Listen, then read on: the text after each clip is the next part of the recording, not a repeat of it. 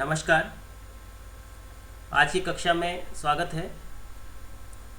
दोस्तों, हम उत्तर अमेरिका में कृषि और उसके वितरण का अध्ययन कर रहे हैं, जिसमें हमने पूर्व में विभिन्न खाद्यान्नों जैसे गेहूं, मक्का, मुद्रा दैनिक फसलों जिसमें कपास, गन्ना तथा तंबाकू और चावल का अध्ययन किया है। आज हम उत्तर अमेरिका की विभिन्न कृषि पेटियों का अध्ययन करेंगे। कृषि पेटियों से तात्पर्य है कृषि प्रदेश। उत्तर अमेरिका महाद्वीप एक चूंकि भौगोलिक दृष्टि से विशाल महाद्वीप है, अतः यहाँ पर विविध प्रकार की जलवायु और मृदाएं पाई जाती है। विविध प्रकार की जलवायु और मृदाएं पाए जाने के कारण यहाँ पर विभिन्न फसलों के उत्पादन के लिए आवश्यक दशाएं भी पाई जाती है। अलग अलग क्षेत्रों में अलग अलग प्रकार की फसलों के उत्पादन के लिए विशिष्ट दशाएं पाई जाती है, जहाँ पर उन फसलों के उत्पादन का केंद्रीकरण हो गया है। उत्तर अमेरिका के यूएसए में विविध प्रकार की जलवायु पाई जाती है, क्योंकि सबसे बड़ा देश है तो वहाँ पर जलवायु की विविधता भी है तथा मृदाएं भी विभिन्न प्रकार की वहाँ पर देखने को मिलती हैं। यहाँ पर कई प्रकार की फसलों के उत्पादन के लिए आवश्यक दशाएं पाई जाती है, क्योंकि कनाडा जो है वो एक उच्च अक्षांश में स्थित देश है, तो वहाँ पर केवल प्रेरी क्षेत्र में गेहूं की कृषि की जाती है। बाकी वहाँ पर जो है वर्ष के लगभग 8 महीने शीत ऋतु पाई जाती है, तो अधिक जो उत्पादन है कृषि उत्पादन वहाँ पर नहीं हो पाता है।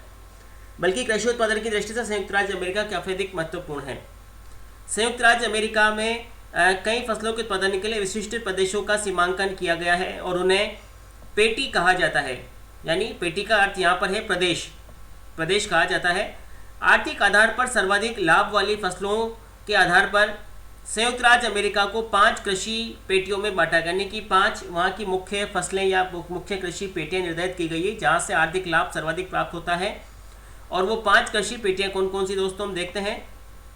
सबसे पहले है गेहूँ पेटी, दूसरी है मक्का पेटी, तीसरी है कपास पेटी, चौथी है तंबाकू पेटी और 5वीं है घास और डेयरी पेटी। तो इस प्रकार से आर्थिक दृष्टि के आधार पर सर्वाधिक लाभ देने वाली 5 यहाँ पर कृषि पेटियाँ हैं, 5 कृषि फसलें हैं जिनका उत्पादन निश्चित क्षेत्रों में किया जाता है, जिन्हें कृषि प्रदेश या कृषि पेटियों के नाम से जाना जाता है।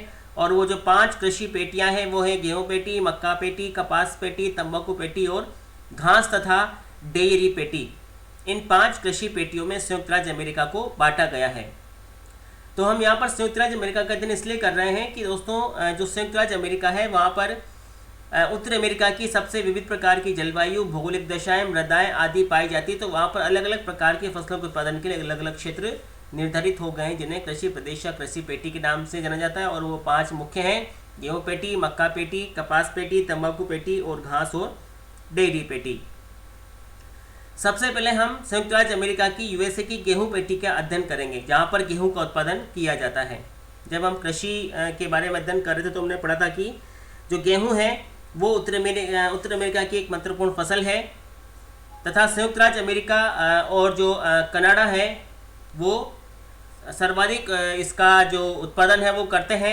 वहाँ का जो प्रेरी प्रदेश है वहाँ पर अधिक मात्रा में गेहूं की कृषि की जाती है। वहाँ की जो प्रेरी मिट्टी उसमें गेहूं की कृषि की जाती है। बड़े बड़े कृषि फार्म हैं जहाँ पर बड़े बड़े यंत्रों और मशीनों की सहायता से गेहूं की कृषि होती है। और जो गेहूं की कृषि है वो मुख्य रूप से निर्यात के लिए की जाती है, काफ़ी अधिक महत्वपूर्ण है। संयुक्त राज्य अमेरिका में, उत्तर अमेरिका में जो गेहूँ की कृषि होती है वो मुख्यतः निर्यात के लिए होती है। अधिकांश भाग का निर्यात किया जाता है और निर्यात के माध्यम से पूंजी कमाई जाती है, पूंजी का अर्जन, लाभ का अर्जन किया जाता है। संयुक्त राज्य अमेरिका गेहूं की कृषि के लिए विश्व में महत्वपूर्ण स्थान रखता है। यहाँ पर 35 डिग्री उत्तरी अक्षांश से लेकर 49 डिग्री उत्तरी अक्षांश के बीच में गेहूं की कृषि की जाती है। ये इसके गेहूं की पेटी का विस्तार है, इसका विस्तार है दोस्तों। 35 डिग्री उत्तरी अक्षांश से लेकर 49 डिग्री उत्तरी अक्षांश के बीच में गेहूं की पेटी का विस्तार यहाँ पर पाया जाता है। और जैसा कि अभी आपको मैंने बताया था कि यहाँ पर जो बड़े बड़े जो कृषि फार्म हैं, क्योंकि खेतों का आकार बहुत बड़ा बड़ा होता है, बड़े बड़े कृषि फार्मों पर यांत्रिक विधि से विभिन्न प्रकार के जो मशीनें हैं, बड़े बड़े कृषि यंत्र हैं, उनकी सहायता से गेहूं का उत्पादन किया जाता है। यहाँ पर गेहूं की जो कृषि है वह व्यावसायिक खाद्यान्न के रूप में की जाती है। व्यावसायिक खाद्यान्न है। व्यावसायिक खाद्यान्न का तात्पर्य है कि उसका निर्यात अधिक मात्रा में किया जाता है और उससे पूंजीकार्जन होता है।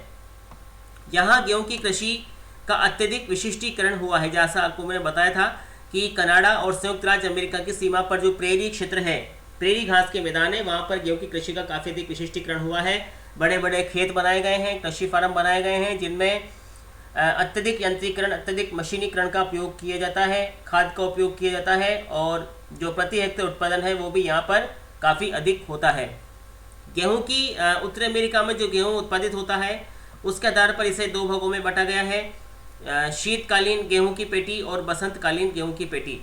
शीतकालीन गेहूं की पेटी से तात्पर्य है जिसका उत्पादन और विकास शीतकाल में होता है, और बसंतकालीन गेहूं की पेटी से तात्पर्य जिसका उत्पादन और विकास बसंत काल में होता है, शीतकाल के पश्चात। शीतकालीन गेहूं की पेटी से तात्पर्य है जहाँ पर गेहूं का जो विकास काल है मुख्यतः शीतकाल है, जैसे दिसंबर से लेकर के फरवरी के बीच का जो काल है वो उसका विकास काल है। बसंत काल के गेहूं से तात्पर्य है अप्रैल से लेकर के मार्च से लेकर के अप्रैल मई तक का जो समय है वो इसका विकास काल है। तो बसंत काल में जो विकसित होता है, बोया जाता है, वो बसंतकालीन गेहूं कहलाता है। शीतकाल में जो बोया जाता है और विकसित होता है उसे शीतकालीन गेहूं के नाम से जानते हैं। तो ये दो पेटियां हो गई गेहूं की किस्मों के आधार पर, शीतकालीन गेहूं की पेटी और दूसरी बसंतकालीन गेहूं की पेटी। गेहूं उत्पादक प्रदेश को यहाँ पर 5 भागों में बांटा गया है। जैसे आपको हम पहले भी इसको पढ़ चुके हैं, लेकिन चूंकि हम यहाँ पर कृषि पेटियों के बारे में विस्तार से पढ़ रहे हैं, कृषि प्रदेशों के बारे में विस्तार से पढ़ रहे हैं, इसलिए हम इसको यहाँ दोबारा विस्तार से अध्ययन कर रहे हैं। तो 5 यहाँ पर गेहूं उत्पादक प्रदेश हैं। पहला बसंतकालीन गेहूं उत्पादक प्रदेश, बसंतकालीन गेहूं की पेटी। शीतकालीन गेहूं उत्पादक प्रदेश, शीतकालीन कठोर गेहूं की पेटी, शीतकालीन मुलायम गेहूं की पेटी, कोलंबिया पठार का गेहूं तथा कैलिफोर्निया गेहूं की पेटी। तो 5 गेहूं उत्पादक प्रदेशों में बांटा गया है संयुक्त राज्य अमेरिका को। बसंतकालीन गेहूं की पेटी, शीतकालीन कठोर गेहूं की पेटी, शीतकालीन मुलायम गेहूं की पेटी, कोलंबिया पठार गेहूं की पेटी और कैलिफोर्निया गेहूं की पेटी।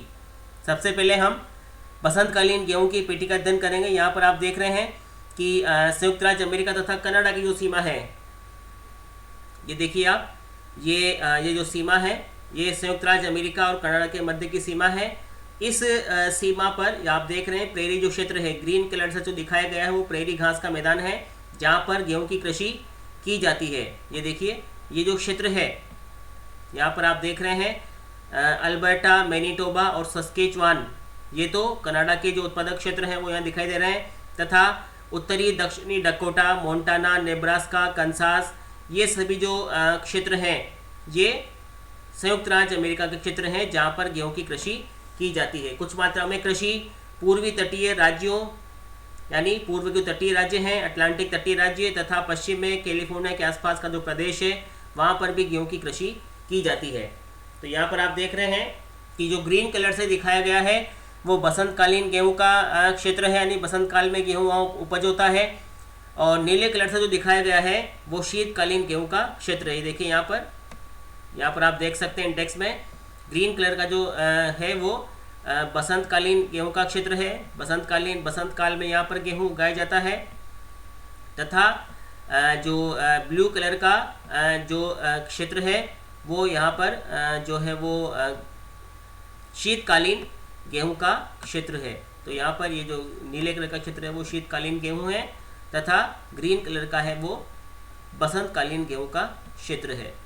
तो शीतकालीन जो गेहूं, बसंतकालीन गेहूं है वो प्रेरी प्रदेश में उगाया जाता है मुख्य तौर पर, तथा शीतकालीन गेहूं मध्यवर्ती भाग में आप देख रहे हैं कंसास, टेक्सास, उत्तरी डकोटा, दक्षिणी डकोटा, कोलोराडो आदि राज्यों में उगाया जाता है। पूर्वी तटीय क्षेत्रों में तथा कैलिफोर्निया के आसपास शीतकालीन गेहूं का उत्पादन किया जाता है।